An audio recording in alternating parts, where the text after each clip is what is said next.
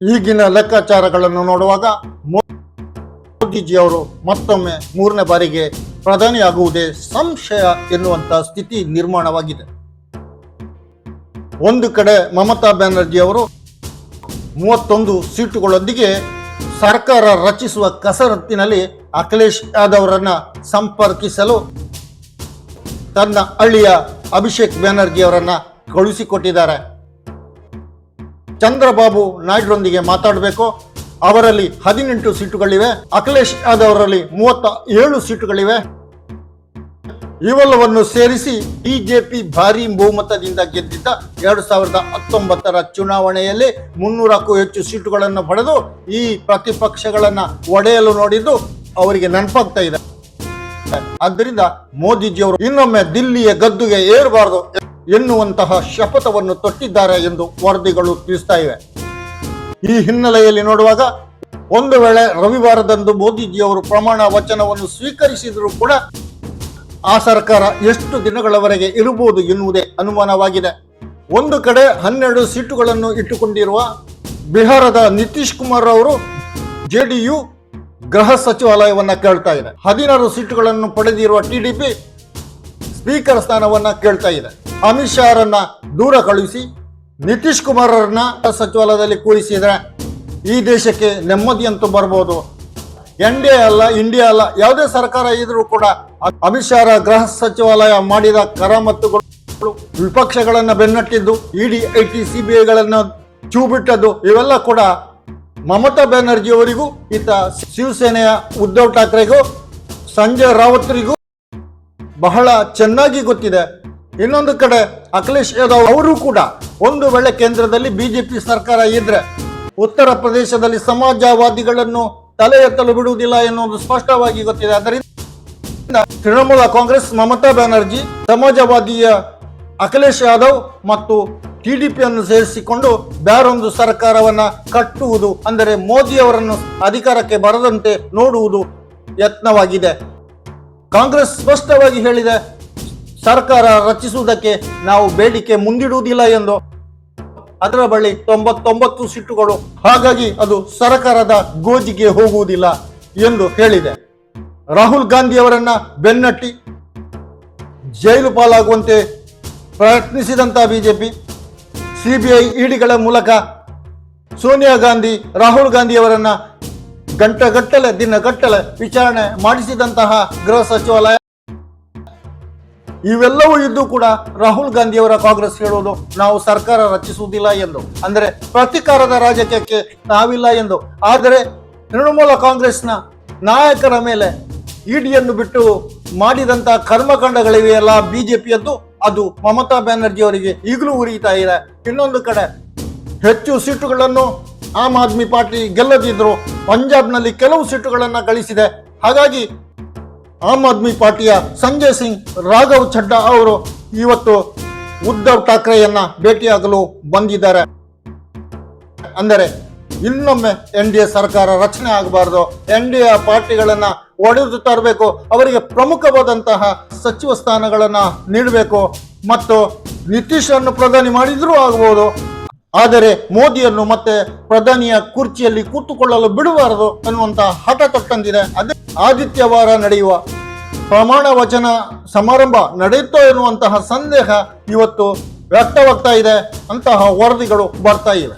ಪ್ರತಿಪಕ್ಷಗಳ ಮೇಲೆ ಪ್ರತಿಕಾರದಿಂದ ನಡೆದುಕೊಂಡಂತಹ ಬಿಜೆಪಿಯನ್ನ ಈ ಪಕ್ಷಗಳು ಖಂಡಿತ ಕ್ಷಮಿಸಲು ಸಾಧ್ಯ ಇಲ್ಲ. ತೃಣಮೂಲ ಕಾಂಗ್ರೆಸ್ನ ನಾಯಕರ ಮೇಲೆ ಅಮಿತ್ ಶಾ ಗೃಹ ಸಚಿವಾಲಯ ಇಡಿಯನ್ನು ಚೂಬಿಟ್ಟದ್ದು, ಅಭಿಷೇಕ್ ಬ್ಯಾನರ್ಜಿ ಅವರನ್ನ ವಿಚಾರಣೆಗೆ ಗುರಿಪಡಿಸಲು ಯತ್ನಿಸಿದ್ದು ಕೂಡ ಅಮಿತ್ ಶಾ ಗೃಹ ಸಚಿವಾಲಯವಾಗಿತ್ತು. ಇವತ್ತು ಅಮಿತ್ ಶಾ ಆ ಗೃಹ ಸಚಿವಾಲಯವನ್ನೇ ನಿತೀಶ್ ಕುಮಾರ್ ಅವರು ಕೇಳ್ತಾ ಇದ್ದಾರೆ. ಎನ್ಡಿಎ ಅಧಿಕಾರದಲ್ಲಿ ಕೂತರೂ ಕೂಡ ಗೃಹ ಸಚಿವಾಲಯವು ಅಮಿತ್ ಶಾರಿಗೆ ಸಿಗದಂತೆ ಮಾಡುವ ಪ್ರಯತ್ನ ನಡೀತಾ ಇದೆ. ದೇಶದಲ್ಲಿ ಪ್ರತಿಪಕ್ಷಗಳನ್ನ ಬೆನ್ನಟ್ಟಿ ಜೈಲಿಗೆ ಸೇರಿಸುವ ಕೆಲಸವನ್ನ ಈ ಸಚಿವಾಲಯದ ಮೂಲಕ ಬಿಜೆಪಿ ಮಾಡಿದೆ, ಅಮಿತ್ ಶಾ ಮಾಡಿದ್ದಾರೆ. ಆದ್ದರಿಂದ ಆ ಸಚಿವಾಲಯವನ್ನೇ ಕಿತ್ತುಕೊಳ್ಳುವ ಪ್ರಯತ್ನ ನಿತೀಶ್ ಕುಮಾರ್ ಮಾಡ್ತಾ ಇದ್ದಾರೆ. ಇನ್ನೊಂದು ಕಡೆ ಸ್ಪೀಕರ್ ಸ್ಥಾನವನ್ನ ಟಿಡಿಪಿ ಕೇಳ್ತಾ ಇದೆ. ಒಂದು ವೇಳೆ ಬಿಜೆಪಿ ತಮ್ಮ ಪಕ್ಷವನ್ನೇ ಒಡೆಯಲು ನೋಡಿದ್ರೆ ಆಗ ತಡೆ ಹಾಕುವುದಕ್ಕೆ ಸ್ಪೀಕರ್ ಬೇಕು, ಅದಕ್ಕೋಸ್ಕರ ಸ್ಪೀಕರ್ ಸ್ಥಾನವನ್ನ ಕೇಳ್ತಾ ಇದೆ. ಇದೇ ವೇಳೆ ಉದ್ಧವ್ ಠಾಕ್ರೆ ವಿಭಾಗದ ಆದಿತ್ಯ ಠಾಕ್ರೆ ಅವರು NDA ಸಭೆ ನಡೆಯುತ್ತಿದ್ದಾಗಲೇ ಹೇಳಿದ್ದಾರೆ, ಸ್ಪೀಕರ್ ಸ್ಥಾನವನ್ನಂತೂ ಬಿಜೆಪಿಗೆ ಕೊಟ್ಟು ಬಿಡಬೇಡಿ, ಪಾರ್ಟಿಗಳನ್ನು ಅದು ಒಡೆಯುತ್ತದೆ, ಕೆಲವರಿಗೆ ಈಗಲೇ ಅನುಭವ ಆಗಿರ್ಬೋದು ಅನ್ನುವಂಥ ಮಾತುಗಳನ್ನು ಹೇಳಿದರು. ಇವೆಲ್ಲವೂ ಸೇರಿಸಿ ನೋಡುವಾಗ ಚಂದ್ರಬಾಬು ನಾಯ್ಡು ಆಗಲಿ ನಿತೀಶ್ ಕುಮಾರ್ ಅವರಾಗಲಿ NDA ಜೊತೆ ಹೋದ್ರೂ ಕೂಡ ಹೆಚ್ಚು ದಿನ ಅಲ್ಲಿ ಇರಲಾರದು ಎನ್ನುವುದನ್ನು ಸೂಚಿಸ್ತಾ ಇದೆ. ಈಗಾಗಲೇ ನಿತೀಶ್ ಕುಮಾರ್ ಅವರು ನಾನು NDA ಜೊತೆಗೇ ಇದ್ದೇನೆ ಎಂದು ಹೇಳಿದ್ದಾರೆ. ಆದರೆ ಅವರ ಮಾತುಗಳು, ಆ ಮಾತಿಗೆ ಬೆಲೆ ಇಲ್ಲ. ಅವರು ಸಂದರ್ಭಕ್ಕೆ ತಕ್ಕಂತೆ ಕೆಲಸವನ್ನ ಮಾಡಿ ಅಲ್ಲಿಂದ ಇಲ್ಲಿಗೆ, ಇಲ್ಲಿಂದ ಅಲ್ಲಿಗೆ ಹೋಗುವವರು. ಚಂದ್ರಬಾಬು ನಾಯ್ಡುರನ್ನ ಒಪ್ಪಿಸುವ ಕೆಲಸವನ್ನ ಅಖಿಲೇಶ್ ಯಾದವ್ ಅವರಿಗೆ ಮಮತಾ ಬ್ಯಾನರ್ಜಿ ಅವರು ವಹಿಸಿದ್ದಾರೆ. ಅಹಂಕಾರದಿಂದ ಇಡೀ ದೇಶದಲ್ಲಿ ದಾಂಧಲೆಯನ್ನ ಎಬ್ಬಿಸಿದಂತಹ ಬಿಜೆಪಿಯ ಕೆಲವು ನಾಯಕರು ಇವತ್ತು ಮೌನವಾಗಿದ್ದಾರೆ. ಅವರ ಮಾತುಗಳು ಇವತ್ತು ಕೇಳಿ ಬರ್ತಾ ಇಲ್ಲ. ಜನರು ಕಿವಿ ಕೊಟ್ಟು ಎಲ್ಲಿಂದ ಸದ್ದು ಬರುತ್ತದೆ ಈ ನಾಯಕರದು ಎಂದು ನೋಡ್ತಾ ಇದ್ದಾರೆ. ಆದರೆ ಖಂಡಿತವಾಗಿಯೂ ಅವರ ಕಿವಿಗೆ ಇವರ ಮಾತುಗಳು ಬರ್ತಾ ಇಲ್ಲ. ಹಾಗೆ ಮಾತಾಡುವ ಶಕ್ತಿಯನ್ನೇ ಮತದಾರ ಕೊಟ್ಟಿಲ್ಲ. ಕೇವಲ 240 ಸೀಟುಗಳು ಮಾತ್ರ ಇವತ್ತು ಬಿಜೆಪಿಗಿರುವುದು. NDA ಇತರ ಪಕ್ಷಗಳನ್ನು ಸೇರಿಸಿಕೊಂಡು ಮಾತ್ರ ಇವತ್ತು ಸರ್ಕಾರವನ್ನು ರಚಿಸಲು ಮೋದಿಗೆ ಸಾಧ್ಯವಿರುವುದು. ಆದ್ದರಿಂದ ಮೋದಿಜಿ ಅವರು ಸಂವಿಧಾನವನ್ನ ಕಣ್ಣಿಗೆ ಒತ್ತಿಕೊಳ್ತಾ ಇದ್ದಾರೆ. ಸಂವಿಧಾನವನ್ನು ಬದಲಿಸುವುದಾಗಿ ಹೇಳುತ್ತಿದ್ದ ಬಿಜೆಪಿಯವರ ಧ್ವನಿ ಇವತ್ತು ಹುಟ್ಟಡಗಿದೆ. ಈ ದೇಶದ ಮತದಾರರು ಇವತ್ತು ಬಹುದೊಡ್ಡ ಪಾಠವನ್ನ ಬಿಜೆಪಿಗೆ ಕಳಿಸಿದ್ದಾರೆ. ಸಂವಿಧಾನಕ್ಕೆ ಬೆಲೆ ಕೊಡದೆ ಅದನ್ನೇ ಬದಲಿಸ್ತೇವೆ ಎಂದು ತಿರುಗಾಡಿದವರಿದ್ದಾರಲ್ಲ, ಅವರು ಈಗ ಎಲ್ಲಿ ಹೋಗಿದ್ದಾರೆ? ಅವರ ಧ್ವನಿ ಯಾಕೆ ಕೇಳ್ತಾ ಇಲ್ಲ ಎಂದು ಜನರು ಕೂಡ ಪ್ರಶ್ನಿಸುವಂತಹ ಸ್ಥಿತಿ, ದಯಾನೀಯ ಸ್ಥಿತಿಗೆ ಬಿಜೆಪಿ ಬಂದು ತಲುಪಿದ್ದು ಇದು ಈ ಸಲದ ಚುನಾವಣೆಯಲ್ಲಿ ನಡೆದಂತಹ ವಿಶೇಷವಾಗಿದೆ. ಯಾವತ್ತೂ ಕೂಡ ಮೋದಿಜಿಯವರ ಎದುರು ಯಾರಾದರೂ ಹೋದ್ರೆ ಅವರನ್ನ ಹಿಂದಕ್ಕೆ ತಳ್ಳುತ್ತಿದ್ದಂತಹ ದೃಶ್ಯಗಳನ್ನ ನೋಡಿದ ಜನರು ಕೇಳ್ತಾ ಇದ್ದಾರೆ, ಈಗ ಮೋದಿ ತನ್ನ ಎಡಬಲಗಳಲ್ಲಿ ನಿತೀಶ್ ಕುಮಾರ್ ಮತ್ತು ಚಂದ್ರಬಾಬು ನಾಯ್ಡನ್ನ ಕೂರಿಸಿದ್ದಕ್ಕೆ? ಕೂರಿಸಬೇಕಿತ್ತಲ್ಲ ಬಿಜೆಪಿಯ ರಾಷ್ಟ್ರೀಯ ಅಧ್ಯಕ್ಷ JP ನಡ್ಡರನ್ನು, ಗೃಹ ಸಚಿವ ಅಮಿತ್ ಶಾರನ್ನು. ಆದರೆ ಇವತ್ತು ಎಡಬಲಗಳಲ್ಲಿ ಚಂದ್ರಬಾಬು ನಾಯ್ಡು ಮತ್ತು ನಿತೀಶ್ ಕುಮಾರ್ ಇದ್ದಾರೆ. ನಿಜವಾಗಿಯೂ ಬಿಜೆಪಿ ಇವತ್ತು ಬಹಳ ದೊಡ್ಡ ಮುಖಭಂಗವನ್ನು ಅನುಭವಿಸಿದೆ. ಬಿಜೆಪಿಯ ಹಿನ್ನಡೆ ಇದೆಯಲ್ಲ, ಇದು ಐತಿಹಾಸಿಕ ಪಾಠವಾಗಿ ಗುರುತಿಸಿಕೊಳ್ಬಹುದು. ಬಿಜೆಪಿಯವರ ಧ್ವನಿಯಲ್ಲಿ ಹೋಗಿದೆ. ಯಾಕೆ ಅವರು ಇವತ್ತು ಒಬ್ಬೆ ಹೊಡಿತಿಲ್ಲ ಎಂದು ಇವತ್ತು ಎಲ್ಲ ಕಡೆ, ಮುಖ್ಯವಾಗಿ ಸಾಮಾಜಿಕ ಮಾಧ್ಯಮಗಳಲ್ಲಿ ಜನರು ಕೇಳ್ತಾ ಇದ್ದಾರೆ. ಒಂದು ವೇಳೆ ನಿತೀಶ್ ಕುಮಾರ್ ಅವರನ್ನೇ ಪ್ರಧಾನಿಯನ್ನಾಗಿ ಮಾಡಿ ಇಂಡಿಯಾ ಕೂಟದ ಸರ್ಕಾರ ಅಧಿಕಾರಕ್ಕೆ ಬಂದರೂ ಬರ್ಬೋದು. ಅದಕ್ಕೆ ಮಹಾರಾಷ್ಟ್ರದಿಂದ ಉದ್ಧವ್ ಠಾಕ್ರೆ, ಉತ್ತರ ಪ್ರದೇಶದಿಂದ ಅಖಿಲೇಶ್ ಯಾದವ್, ಪಶ್ಚಿಮ ಬಂಗಾಳದಿಂದ ಮಮತಾ ಬ್ಯಾನರ್ಜಿ ಅವರು ದಾಳವನ್ನು ಉರುಳಿಸಿದ್ದಾರೆ.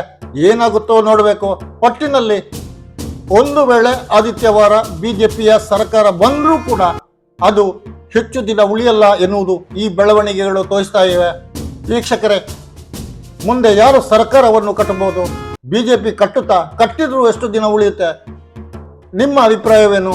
ಸುದ್ದಿಗೊಂದು ಗುದ್ದು ಕಾರ್ಯಕ್ರಮದಲ್ಲಿ ಈ ಹೊತ್ತಿನ ಚರ್ಚೆ ಇಷ್ಟೇ. ಇನ್ನೊಂದು ಕಾರ್ಯಕ್ರಮದೊಂದಿಗೆ ಇನ್ನೊಮ್ಮೆ ನಿಮ್ಮ ಮುಂದೆ ನಾನು ರಘು ಮಂಚಿ.